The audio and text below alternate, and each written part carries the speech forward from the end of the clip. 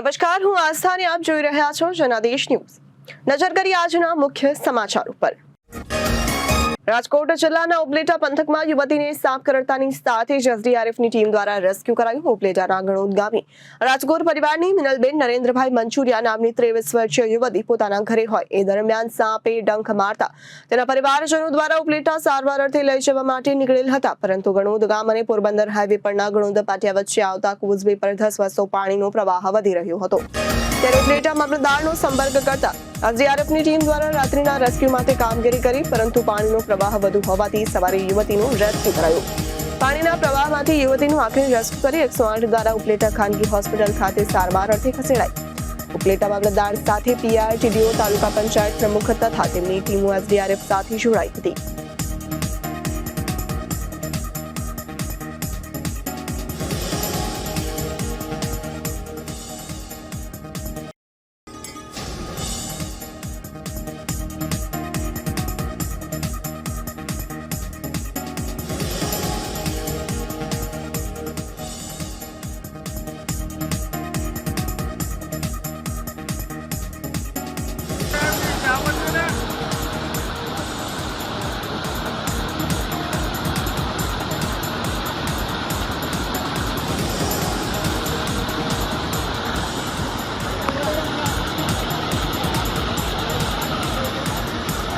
हाँ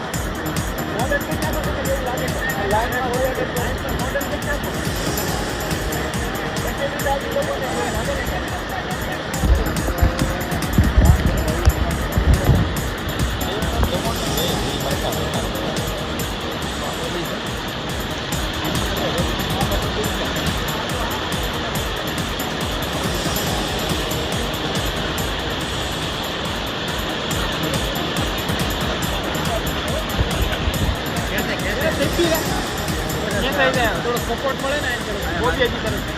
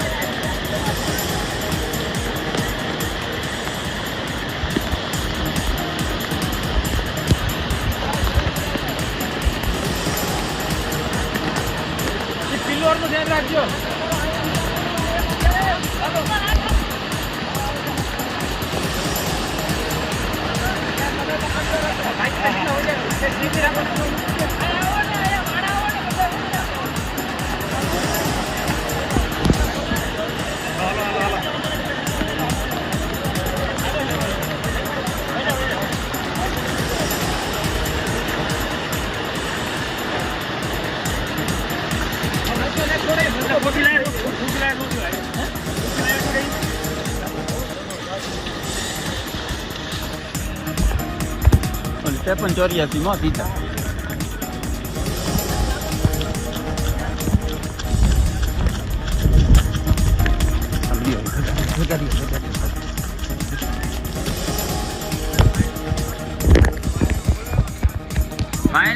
વચલી સીટમાં બેહાડજો. એ નહીં, વચલી ઓલી ગાડી વચલી. એ વાહ હે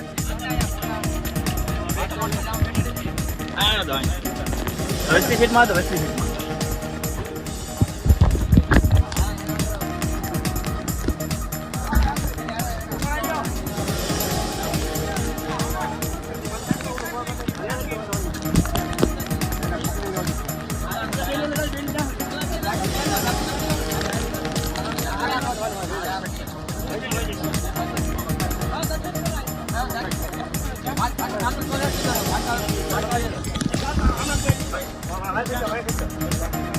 હા, વિડીયો રાખજો ને જરા સુધી.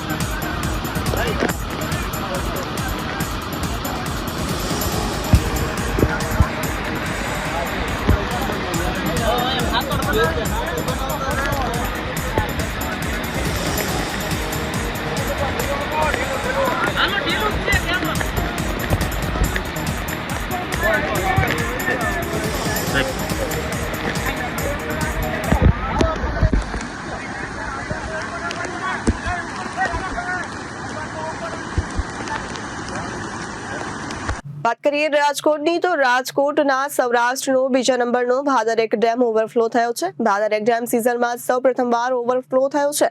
ભાદરેક ડેમના 24 દરવાજા 6 ફૂટ સુધી પણ ખોલવામાં આવ્યા છે. 29 દરવાજા પૈકી 24 દરવાજા હાલ તો ડેમના ખોલાયા છે. હવે જો વાત કરીએ જેતપુર, જામકંડોળા, ધોરાજી સહિતના 22 ગામોને વધુ વરસાદને કારણે એલર્ટ કરાયા છે. ભાદર ડેમમાંથી 39,427 ક્યુસેક પાણીની આવક થતા 45,261 ક્યુસેક જાવક કરી પાણી નદીમાં છોડાયું હતું. સાથે જો તમને જણાવીએ કે રાજકોટ, જેતપુર, ખોડલધામ જૂથ યોજના, વીરપુર સહિત અંદાજિત 22 લાખ જેટલા લોકોને પીવાના પાણીનું સંકટ થયું છે દૂર. સૌરાષ્ટ્રની સૌથી લાંબી કેનાલ મારફતે ખેડૂતોને સિંચાઈ માટે આપવામાં આવી રહ્યું છે પાણી. તો ભાદર ડેમ ઓવરફ્લો થતા ખેડૂતો અને લોકોમાં ખુશીનો માહોલ જોવા મળ્યો હતો. રાજકોટ જિલ્લાના ગોંડલ તાલુકાના લીલાખા ગામ પાસે આવેલ ભાદર એપ કે જે મોટી સિંચાઈ યોજના છે, આ મોટી સિંચાઈ યોજના ગઈકાલે સવારે અવિરત વરસાદને લીધે ગઈકાલે રાત્રે ઓવરફ્લો થતાં આ ડેમના દરવાજા ક્રમશઃ ખોલવામાં આવેલ હતા, જેમાં હાલની પરિસ્થિતિ મુજબ આ ડેમની ઇનફ્લો 39,000 ક્યુસેક જેટલી આવક છે અને ડેમના આઉટફ્લોની વિગત 45,000 ક્યુસેક જેટલી ડેમના આઉટફ્લોની વિગત છે.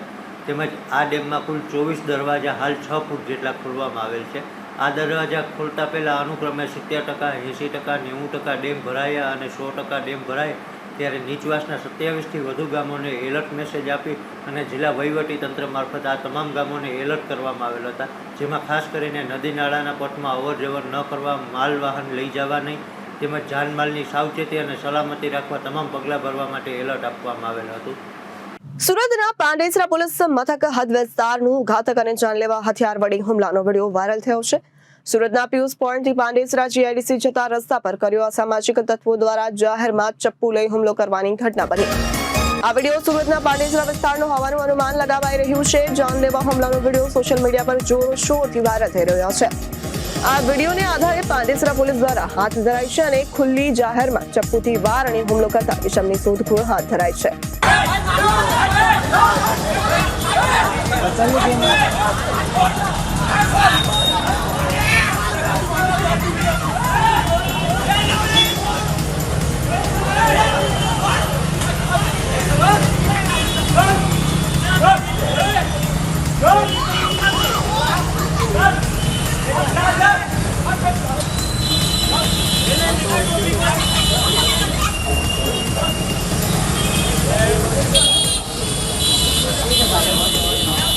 સુરતમાં રિપીટ. ગુજરાતમાં જે રીતે અવિરત વરસાદ વરસી રહ્યો છે ત્યારે સૌરાષ્ટ્ર કચ્છમાં હજુ પણ મેઘરાજા આવત વરસાવશે. ત્યારે કહીએ કે પોરબંદર, દ્વારકા, જુનાગઢ સહિતના જિલ્લાઓમાંથી ભારે વરસાદની શક્યતા સેવાઈ રહી છે અને 65 કિલોમીટરની ઝડપે પવન પણ સાથે ફૂંકાશે. ગુજરાતમાં મેઘરાજાએ છેલ્લા એક સપ્તાહથી તાંડવ મચાવ્યો છે. ત્યારે બંગાળની ખાડીમાં સર્જાયેલું લો પ્રેશર ગુજરાતમાં આવ્યા બાદ ડીપ ડિપ્રેશનમાં ફેરવાયું છે, કારણે ગુજરાતભરમાં સાર્વત્રિક અતિવૃષ્ટિની પરિસ્થિતિ સર્જાઈ. જો કે હવે ગુજરાતના ઉત્તર મધ્ય, ઉત્તર પૂર્વ અને દક્ષિણ ગુજરાતના જિલ્લાઓમાં પણ મેઘરાજા ખમૈયા કરશે, પરંતુ હજુ પણ 48 કલાક સૌરાષ્ટ્ર અને કચ્છના માટે સ્થિતિ યથાવત રહેશે અને ભારેથી અતિભારે વરસાદ વરસી શકે છે. હવામાન વિભાગ દ્વારા દર 3 કલાકે વરસાદની સ્થિતિની આગાહી કરવામાં આવતી હોય છે. ત્યારે આજે સવારે 10 વાગ્યાની આગાહી અનુસાર ડિપ્રેશન કચ્છના અખાત થઈને અરબ સાગર પહોંચ્યું છે. તેના કારણે સૌરાષ્ટ્ર કચ્છના જિલ્લાઓમાં અતિભારે વરસાદ વરસી શકે છે.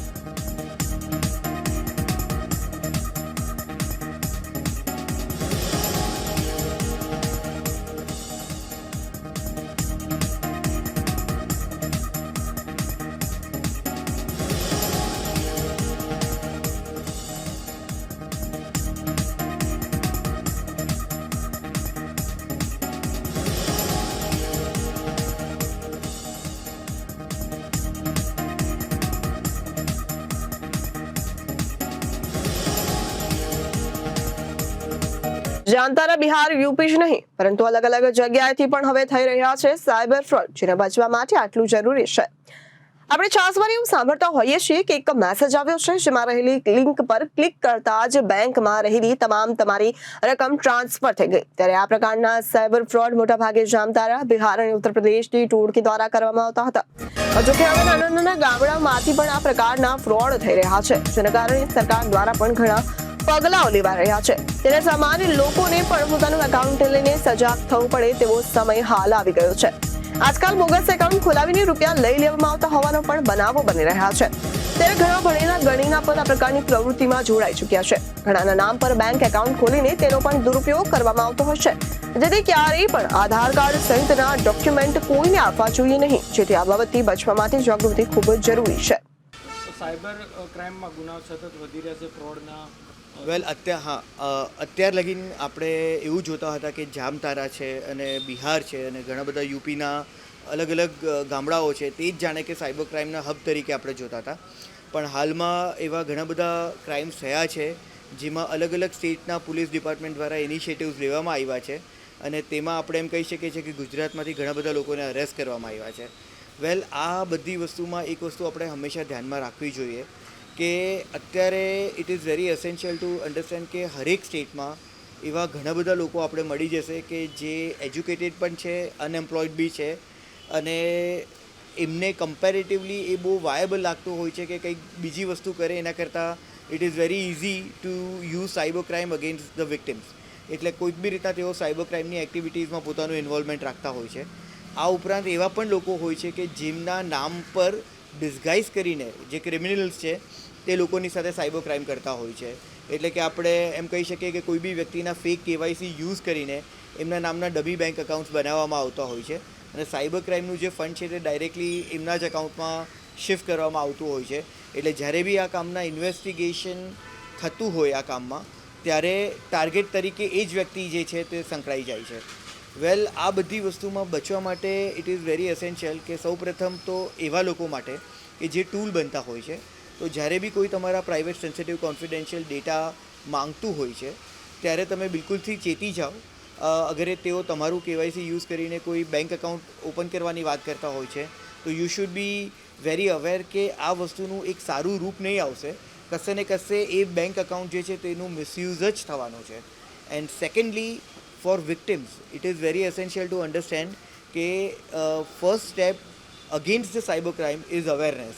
એટલે સૌ પ્રથમ તો આપણે બધાએ અવેર થવું જોઈએ અને અવેરનેસની સાથે સાથે we should be in the state of constant updation, કારણ કે ક્રિમિનલ જે છે તે રોજ જ નવી મોડસ ઓપરેન્ડીઓ ચેન્જ કરતા હોય છે।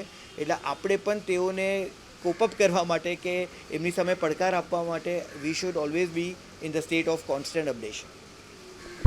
જયપુર પોલીસની સરાહનીય કામગીરી ફરી એકવાર સામે આવી છે। જયપુરમાં 7 દિવસ પહેલા થયેલા અનુજના અપહરણનો મામલો સામે આવ્યો છે। પોલીસે ફિલ્મી સ્ટાઇલમાં અનુજના અપહરણકારોને ચુંગાલમાંથી છોડાવ્યો। અનુજને જ્યાં બંધક બનાવ્યો ત્યાં પોલીસ પહોંચી। તે સૂતો હતો, પોલીસે જઈને તેને જગાડ્યો। આ કેસમાં એક મહિલા સહિત 5 અપહરણકારોની પણ ધરપકડ કરવામાં આવી છે। જયપુર પોલીસે આ રીતે પોલીસની હિમાચલના નાહરગઢ કિલ્લામાંથી અપહરણ કરાયેલ યુવકને મળ્યો, જેનો વિડીયો હાલ સોશિયલ મીડિયામાં વાયરલ થયો છે। અનુજ તેના મિત્ર સાથે નાહરગઢ ટેકરી પર ગયો। આ દરમિયાન ત્યાં હાજર કેટલાક યુવકો અનુજ અને તેના સાથીને જોયા। અનુજનો સારો પોશાક પહેરેલ જોઈ યુવકને તેઓ અમીર હોવાનું માની તેના મોં પર ટેપ લગાવી તેના હાથ પગ બાંધી અને કારમાં પોતાની સાથે લઈ ગયા હતા। આ બાદ જયપુર પોલીસે યુવકને શોધી કાઢ્યો હતો। તમને વિડીયો બતાવીએ। अनुज खड़ा बेटा, खड़ा हो जा। पुलिस मस्त रह। जयपुर पुलिस हाय हेलो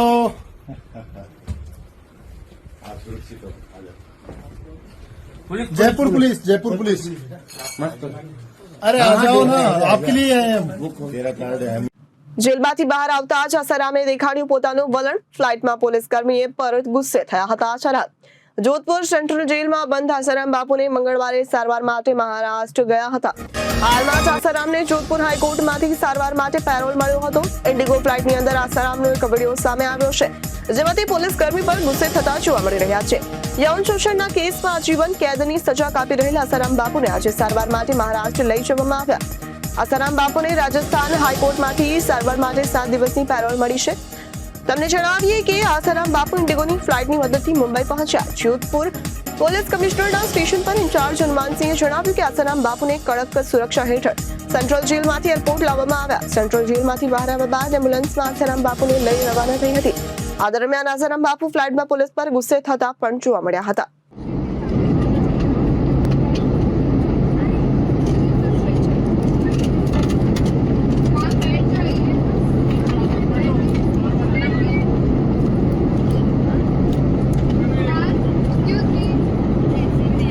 પાંચ મહિના પછી જેલમાંથી બહાર આવ્યા બીઆરએસ નેતા કે કવિતાને દિલ્હી એક્સરસાઇઝ પોલિસી કેસમાં એસજીમાંથી જામીન મળ્યા છે. બીઆરએસ નેતા કે કવિતા કથિત દારૂ કૌભાંડમાં સુપ્રીમ કોર્ટ જામીન આપ્યાના કલાકો પછી બીઆરએસ નેતા કે કવિતા તિહાર જેલમાંથી બહાર આવ્યા છે. કવિતાના સ્વાગત માટે તિહાર જેલના બહાર બીઆરએસના કાર્યકરોની ભીડ એકઠી થઈ. કવિતાને આવકારવા ઢોલ સાથે ફટાકડા પણ ફોડવામાં આવ્યા. મીડિયા સાથે વાત કરતા કવિતાએ કહ્યું કે રાજનીતિને કારણે મને 5.5 મહિના જેલમાં રાખવામાં આવી, પરંતુ હું અને મારી પાર્ટી બીઆરએસ વધુ મજબૂત બની ગયા છે. એસટી એજન્સીઓને ફટકાર લગાવી છે. હવે તમને જણાવી દઈએ કે સોમવારે સુનાવણી દરમિયાન સુપ્રીમ કોર્ટે કહ્યું કે તે 5 મહિનાથી કસ્ટડીમાં છે. સાક્ષીઓની લાંબી યાદી અને ઘણા દસ્તાવેજોને કારણે નીચલી કોર્ટમાં સુનાવણીમાં સમય લાગશે અને કોર્ટે અનેક સવાલો પણ ઉઠાવ્યા હતા.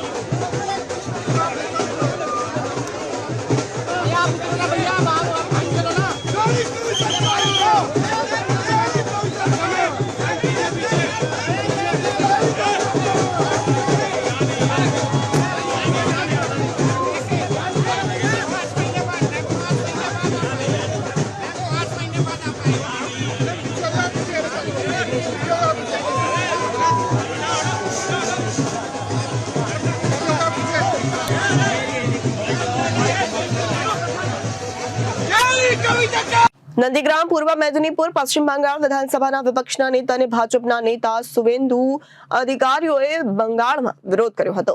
ભારતે પશ્ચિમ બંગાળમાં 12 કલાકનું બાંગ્લા બંધનું પણ બીજેપી દ્વારા એલાન આપવામાં આવ્યું છે. હવે જોવાનું એ રહ્યું છે કે આ એલાન કેટલાક લોકો પાડે છે અને કેટલાક નથી પાડતા.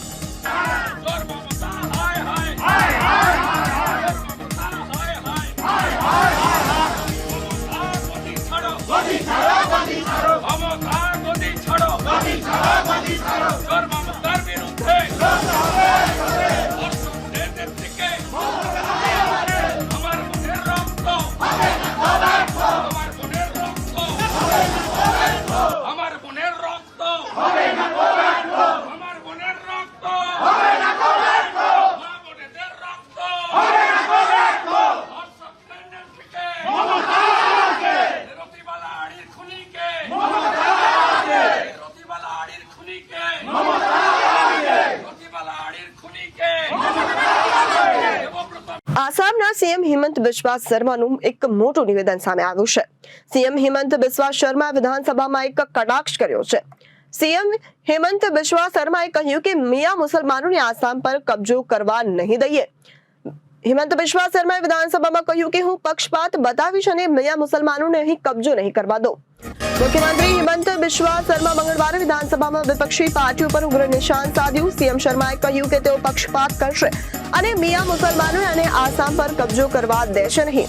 આજે સીએમ શર્મા 14 વર્ષની બાળકી પર બળાત્કારની ઘટનાને લઈને રાજ્યમાં કાયદો અને વ્યવસ્થાની સ્થિતિ પર ચર્ચા કરવા માટે આસામ વિધાનસભામાં વિરોધ પક્ષ દ્વારા લગાવવામાં આવેલા સ્થગિત પ્રસ્તાવ પર બોલી રહ્યા હતા. તેમણે ભાષણમાં સીએમ શર્માએ કહ્યું, લોઅર આસામના લોકો શા માટે અપર આસામ જશે જેથી મિયા મુસલમાનો રાજ્ય પર કબજો કરી શકે? અમે આવું થવા દઈશું નહીં. તેમના નિવેદન બાદ વિપક્ષી નેતાઓએ હંગામો મચાવવાનું શરૂ કર્યું. બંને પક્ષોના સભ્યો ગૃહમાં આવી ગયા અને સ્પીકરે 10 મિનિટ બાદથી વિધાનસભાની કાર્યવાહી સ્થગિત કરવી પડી. તમને જણાવી દઈએ કે કોંગ્રેસ, એઆઈયુડીએફ અને સીપીઆઈના ધારાસભ્યોએ રાજ્યમાં મહિલાઓ વિરુદ્ધ થઈ રહેલા અપરાધોને કારણે ઊભી થયેલી પરિસ્થિતિ પર ચર્ચા કરવા માટે 4 સ્થગિત દરખાસ્તને રજૂ કરી હતી. লোৱাৰ আছামৰ পৰা মানুহ আপাৰ আছামত যাবই হাৰি কিয় যাব কওকচোন মানে কিয় যাব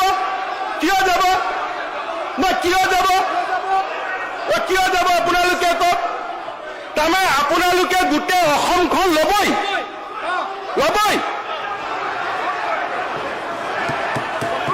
তাৰমানে আপোনালোকে মিয়া মুছলমান মানুহখিনিয়ে গোটেই অসম ল'বই আমিও ল'ব নিদিওঁ হৈ গ'ল আমিও ল'ব নিদিওঁ